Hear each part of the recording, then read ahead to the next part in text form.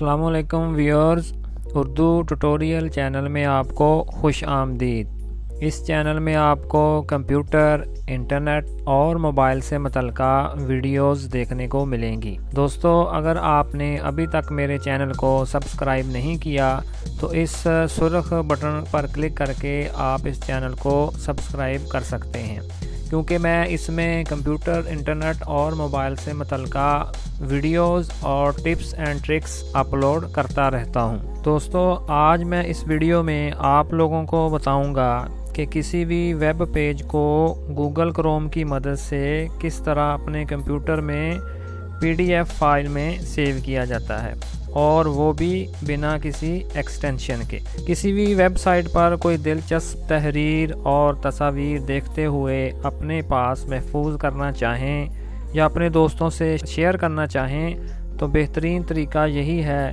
कि इस पेज को PDF फाइल में सेव कर लिया जाए। गूगल क्रोम में बगैर किसी एक्सटेंशन के किसी भी मुकम्मल वेब पेज को PDF फाइल फॉर्मेट में महफूज किया जा सकता है। तो चलें जी, सीख लेते हैं कि गूगल क्रोम में बगैर किसी एक्सटेंशन के किसी वेब पेज को किस तरह PDF फाइल में सेव किया जाता है। जो वेब पेज आपको महफूज करना है उसे गूगल क्रोम ब्राउज़र में खोल लें।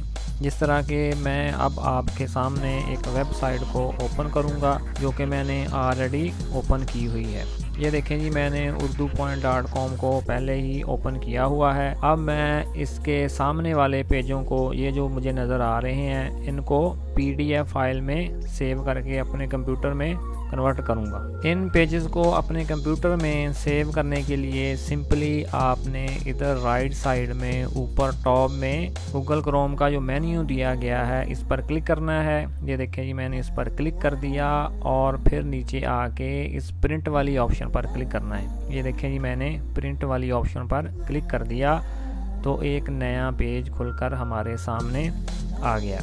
ठीक है जी। इसके बाद आप अगर इधर गौर करें, ये इधर लिखा हुआ है डेस्टिनेशन।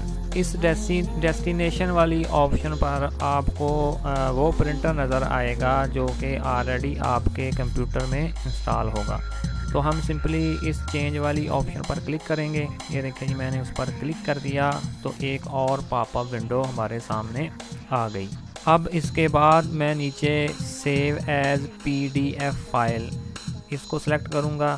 ये देखें जी, मैंने उस पर क्लिक कर दिया तो डेस्टिनेशन वाली ऑप्शन पर सेव एज PDF आ गया, जबकि पहले इधर हमारा प्रिंटर नज़र आ रहा था। उससे नीचे वाली ऑप्शन है जी पेजेस, यानी कि कितने पेज आप सेव करना चाहते हैं। मैंने ऑल पर क्लिक किया है। अगर आपने कोई मखसूस पेजेस को सेव करना है तो ये नीचे वाली ऑप्शन पर क्लिक करेंगे।